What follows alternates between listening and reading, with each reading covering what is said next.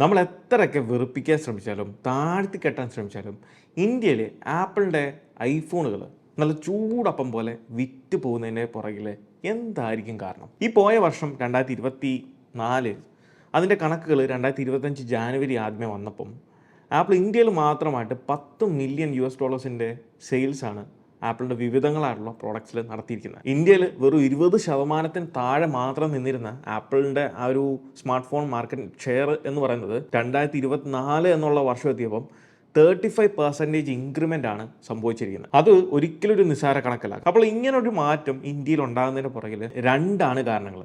ഒന്ന്, അവൈലബിലിറ്റി.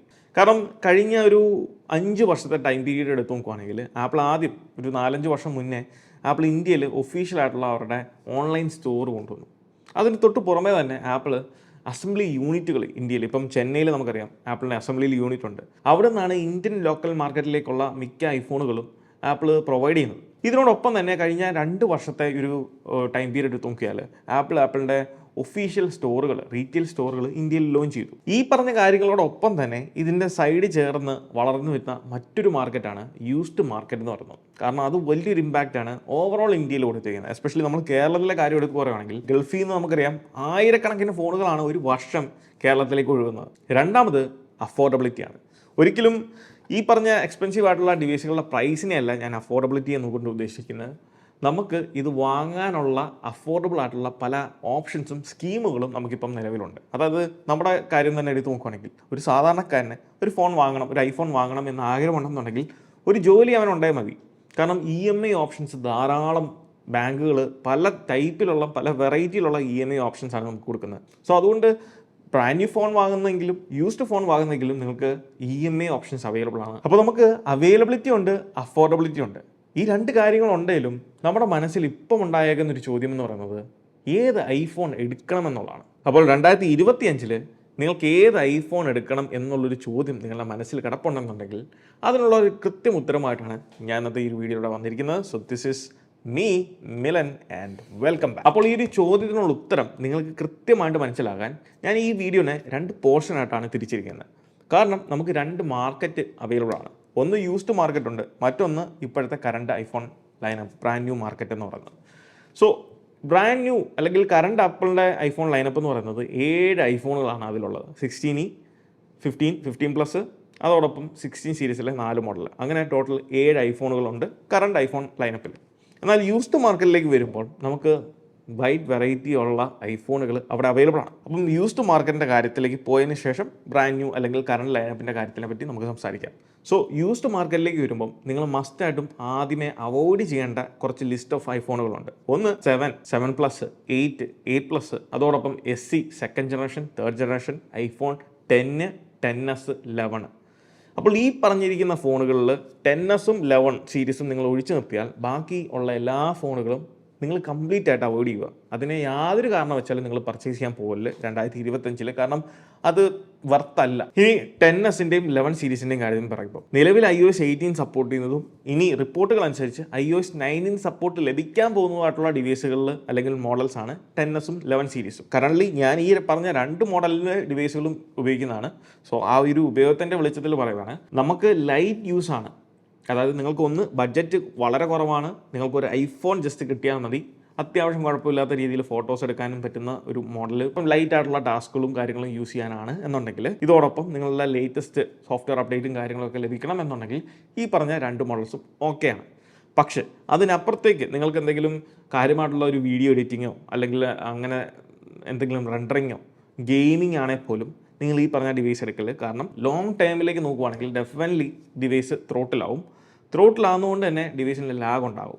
അതായത് ചെറിയ രീതിയിലുള്ള ലാഗ്, ഹിക്കപ്പ്, ഇങ്ങനെയുള്ള കാര്യങ്ങൾ എപ്പോഴും അല്ല, കണ്ടിന്യൂസ്ലി അല്ല, ചില പ്രത്യേക സമയങ്ങളിൽ ഈ പറഞ്ഞ കാര്യങ്ങളൊക്കെ നിങ്ങൾ ഹെവി ടാസ്കുകൾ കൊടുക്കുകയാണെങ്കിൽ ഡെഫിനറ്റ്ലി ഡിവൈസിനുണ്ടാവും. അതുകൊണ്ട് തന്നെ ലോങ് ടേം യൂസേജിന് വേണ്ടി നോക്കുന്ന ഒരു ഡിവൈസ് ആണെങ്കിൽ ഈ പറഞ്ഞ 2 മോഡൽസും നിങ്ങൾ അവോയ്ഡ് ചെയ്യുന്നതായിരിക്കും നല്ലത്. ഇനി 12 സീരീസിലേക്ക് വരുമ്പോൾ 12-ൽ തന്നെ നമുക്കൊരു 12 മിനി ഉണ്ട്, 12 Pro, 12 Pro Max ഉണ്ട്. ഈ പ്രോ സീരീസിനെ പറ്റി നമുക്ക് പിന്നീട് സംസാരിക്കാം. ഇതിൽ ഈ നോർമൽ 12 സീരീസ് നിങ്ങൾ വളരെ ടൈറ്റ് ആയിട്ടുള്ള ഒരു ബഡ്ജറ്റിലാണ് എന്നുണ്ടെങ്കിൽ, അതായത് ഒരു 25 to 20K താഴെയുള്ള ഒരു ബഡ്ജറ്റിലാണെങ്കിൽ ഡെഫിനറ്റ്ലി നിങ്ങൾക്ക് കൺസിഡർ ചെയ്യാൻ പറ്റുന്ന ഒരു മോഡലാണ്. കാരണം ഫസ്റ്റ് 5G ഐഫോൺ ആണത്.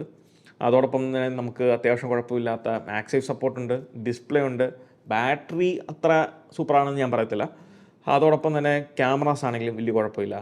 ഈ പറഞ്ഞ അത്യാവശ്യം വീഡിയോസും ഫോട്ടോസും അത്യാവശ്യം ഗെയിമിങ്ങും എഡിറ്റിങ്ങും ഒക്കെ നിങ്ങൾക്ക് അതിൽ വലിയ ട്രബിൾ ഇല്ലാതെ കൊണ്ടുപോകാൻ സാധിക്കും. നിലവിലത്തെ കാര്യമാണ്. iOS 18 സമയത്ത് നമുക്ക് ഈ പറഞ്ഞ കാര്യങ്ങളെല്ലാം വലിയ കുഴപ്പമില്ലാതെ യൂസ് ചെയ്യാൻ സാധിക്കും. ഇനി 12 Pro സീരീസിലേക്ക് വരുമ്പം ഈ 12 പറഞ്ഞ കാര്യങ്ങൾക്ക് പുറമെ നമുക്ക് എക്സ്ട്രാ ആയിട്ട് ലഭിക്കുന്ന ഒരു ലെൻസാണ്. നിങ്ങൾ ഫോട്ടോ വീഡിയോഗ്രാഫി വളരെ ചീപ്പറായിട്ടുള്ള റേറ്റിൽ നിങ്ങൾക്ക് കുഴപ്പമില്ലാത്ത ബിൽഡ് ക്വാളിറ്റി ഉള്ള ഒരു ഫോണാണ് നോക്കുന്നതെങ്കിൽ ഈ പറഞ്ഞ 12 Pro സീരീസ് നിങ്ങൾക്ക് ഓപ്റ്റ് ചെയ്യാൻ പറ്റുന്നതാണ്. എന്നാൽ 13 സീരീസ് ഏറ്റവും കൂടുതൽ ആളുകൾ വളരെ പേടിയോടെ കാണുന്ന ഒരു വിഭാഗം അല്ലെങ്കിൽ ഒരു മോഡലാണ് 13 ലൈനപ്പ്. കാരണം ഡിസ്പ്ലേ ഇഷ്യൂ ആണ്. ഡിസ്പ്ലേ സോഫ്റ്റ്വെയർ അപ്ഡേറ്റ് കൊണ്ടാണ് ഡിസ്പ്ലേ അടിച്ചു പോകുന്നത് എന്നുള്ളതിനോട് ഞാൻ യോജിക്കുന്നില്ല. അത് ഹാർഡ്വെയർ ലെവലുള്ള ഇഷ്യൂ തന്നെയാണ്. കാരണം പല ആളുകൾക്കും പല അനുഭവങ്ങളാണ്.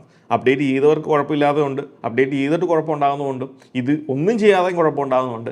സോ ഇതൊരു ഹാർഡ്വെയർ ലെവൽ ഓഫ് ഇഷ്യൂ ആണ് ഈ ഒരു ഡിസ്പ്ലേ ഇഷ്യൂ എന്ന് പറയുന്നത്. അത് 13 മാത്രമല്ല, ചില 14 നമ്മളിത് കണ്ടിട്ടുണ്ട്. 13 സീരീസ് എൻ്റെ ഒരു അഭിപ്രായത്തിൽ one of the best models ആണ്. Especially pro series 13 Pro, Pro Max series ആണ് എനിക്ക് ഇപ്പോഴും ഈ പറഞ്ഞ എല്ലാ ഫോണുകളും ഈ 14, 15, 16 എല്ലാം ഉപയോഗിക്കുന്നുണ്ടെങ്കിലും 13 സീരീസ് എൻ്റെ ഏറ്റവും ഫേവറേറ്റ് ആണ് ഇപ്പോഴും. കാരണം അതിൻ്റെ ക്യാമറ, നിങ്ങൾക്ക് നല്ലൊരു ക്യാമറ വീഡിയോ വേണ്ട ഒരു ഫോണാണ് നിങ്ങൾ നോക്കുന്നെങ്കിൽ അതിൻ്റെ ക്യാമറയുടെ ഫോക്കൽ റേഞ്ച്, ഇതിൻ്റെ മെയിൻ സെൻസറിൻ്റെ ഫോക്കൽ റേഞ്ച് എന്ന് പറയുന്നത് ബാക്കിയുള്ള അതിന് ശേഷം ഇറങ്ങിയിട്ടുള്ള 14, 15, 16 എടുത്ത് നോക്കിയോ അതിൻ്റെ ഫോക്കൽ റേഞ്ചിനേക്കാൾ ഫാർ ബെറ്ററാണ് 13 Pro സീരീസിൻ്റെ അല്ലെങ്കിൽ 13 സീരീസിൻ്റെ ഫോക്കൽ റേഞ്ച് എന്ന് പറയുന്നത്. ക്യാമറയ്ക്ക് മുന്നിൽ നിങ്ങളൊരു ഒബ്ജക്റ്റിനെ വെച്ച് കഴിഞ്ഞാൽ അതിനെ എത്രത്തോളം ക്ലോസറായിട്ട് കൊണ്ടുവന്ന് നിങ്ങൾക്ക് കൃത്യമായിട്ടും ക്ലിയർ ആയിട്ടും ഫോട്ടോ എടുക്കാൻ സാധിക്കുന്നു. അതാണ് അതിൻ്റെ ഏറ്റവും ക്ലോസസ്റ്റ് ആയിട്ടുള്ള ഫോക്കൽ റേഞ്ച് എന്ന് പറയുന്നത്. ബാക്കി എല്ലാ ഡിവൈസുകളുടെയും ഫോക്കൽ റേഞ്ച് നല്ല രീതിയിൽ വൈഡാണ്.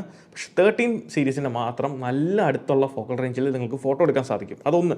രണ്ട്, മാക്രോ ഫോട്ടോ ഉണ്ട്. 12 Pro സീരീസിലില്ലാത്ത പ്രോ മോഷൻ ഡിസ്പ്ലേ എന്ന് പറയുന്ന ആ ഒരു 120 Hz റീഫ്രഷ് റേറ്റ് ഉള്ള ഡിസ്പ്ലേ നമുക്ക് അവൈലബിൾ ആണ്. ഇതിനെ പവർ ചെയ്യുന്നത് A15 പ്രോസറാണ്.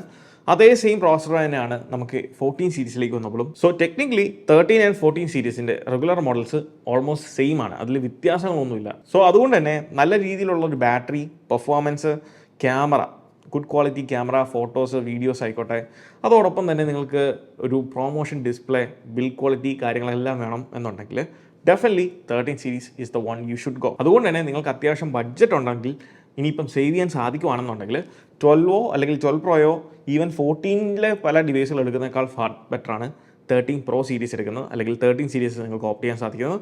So definitely go for it. ഇനി 14 Pro ആൻഡ് Pro Max സീരീസിലേക്ക് വരുമ്പോൾ ഇത് ബേസിക്കലി ഒരു ഹെവി ഡിവൈസാണ്.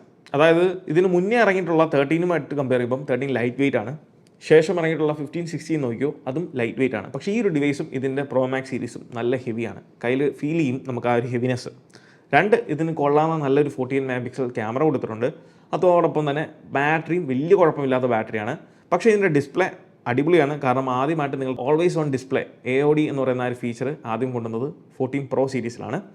ആൻഡ് ഡൈനാമിക് ഐലൻഡ് എന്ന് പറയുന്ന ഒരു ഫീച്ചർ നിങ്ങൾക്ക് യൂസ് ചെയ്യണം അല്ലെങ്കിൽ അത് വേണം എന്നുണ്ടെങ്കിൽ ഡെഫിനറ്റ്ലി ഓപ്റ്റ് ചെയ്യാൻ പറ്റുന്ന ഒരു പ്രോ സീരീസ് ആണ്. പക്ഷേ ഇതിൻ്റെ ഡൗൺ സൈഡ് എന്ന് പറയുന്നത് ഇതിൻ്റെ പോർട്ടാണ്, ഇതിൽ ലൈറ്റ്നിങ് ആണ്.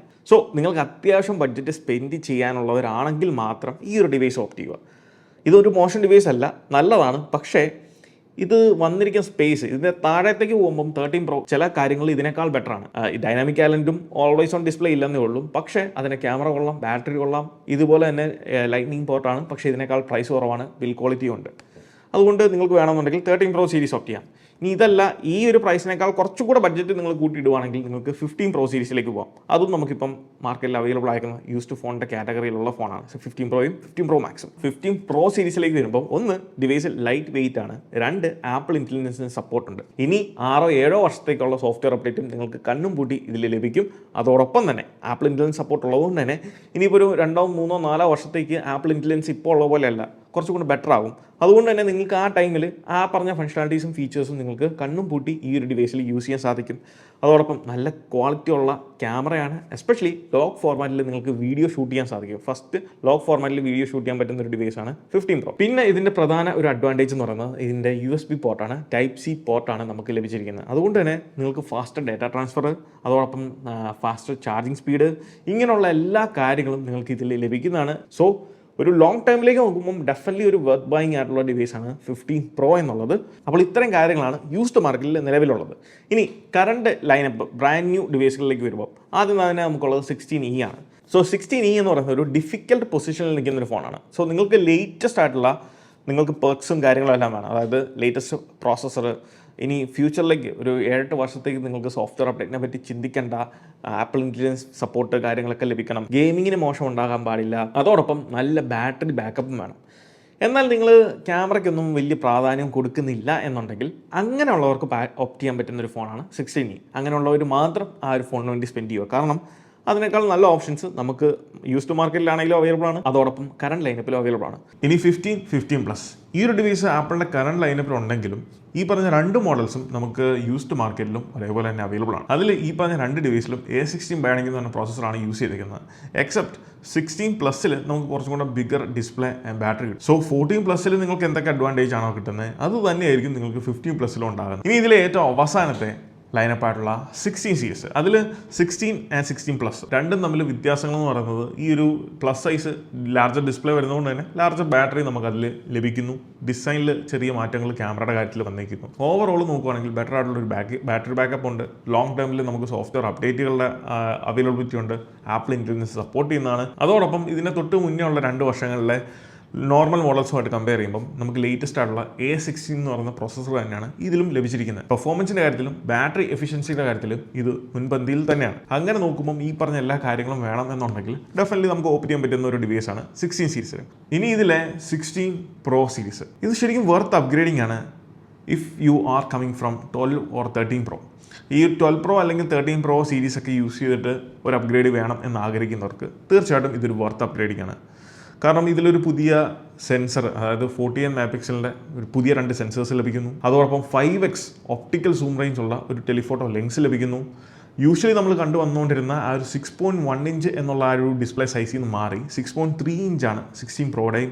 16 Pro Maxൻ്റെ സൈസ് എന്ന് പറയുന്നത് 6.9 ഇഞ്ചാണ്. സോ അങ്ങനെ ഒരു ലാർജർ ഡിസ്പ്ലേ നിങ്ങൾക്ക് ലഭിക്കുന്നു. സോ ബിൽഡ് ക്വാളിറ്റിയുടെ കാര്യത്തിലാണെങ്കിലും പവർ എഫിഷ്യൻസിയുടെ കാര്യത്തിലാണെങ്കിലും ബാറ്ററി എഫിഷ്യൻസിയുടെ കാര്യത്തിലാണെങ്കിലും ഏറ്റവും മുൻപന്തിയിൽ നിൽക്കുന്ന നിങ്ങൾക്കൊരു ബെസ്റ്റ് ഫോൺ വേണം എന്നുണ്ടെങ്കിൽ ഡെഫിനറ്റ്ലി ഓപ്റ്റ് ചെയ്യാൻ പറ്റും. സോ നിങ്ങളൊരു കാഷ്വൽ യൂസർ ആണെങ്കിൽ ഞാൻ ഒരിക്കലും ഇത് റെക്കമെൻഡ് ചെയ്തില്ല. കാരണം ഇറ്റ്സ് എ ബീസ്റ്റ്. ഇത്രയും പവറിൻ്റെ ആവശ്യമില്ല ഒരു കാഷ്വൽ യൂസറിന്. നിങ്ങൾക്ക് അത്യാവശ്യം കുഴപ്പമില്ലാത്ത ഫോട്ടോ, ആപ്പിളിൻ്റെ latest software support, apple intelligence support, അത് കാരണം ഇപ്പോഴത്തെ ഒരു സ്റ്റാൻഡ് പോയിന്റ് എന്നല്ല, ഒരു ലോങ് ടേം കാര്യത്തിലേക്ക് നോക്കുമ്പോൾ അങ്ങനെയുള്ള കാര്യങ്ങളൊക്കെ നിങ്ങൾ കൺസിഡർ ചെയ്യുന്നുണ്ടെങ്കിൽ ഇത് ഓപ്റ്റ് ചെയ്യുന്നതിന് പകരം നിങ്ങൾക്ക് 15 Pro യൂസ്ഡ് 15 Pro വേണമെങ്കിൽ ഓപ്റ്റ് ചെയ്യാവുന്നതാണ്. അല്ലാത്ത പക്ഷം നിങ്ങൾക്ക് ബഡ്ജറ്റ് ഉണ്ട്, അഫോർഡബിൾ ആണ് എന്നുണ്ടെങ്കിൽ കണ്ണും പൂട്ടി നമുക്ക് ഓപ്റ്റ് ചെയ്യാൻ പറ്റുന്ന ഒരു ഡിവൈസാണ് 16 Pro.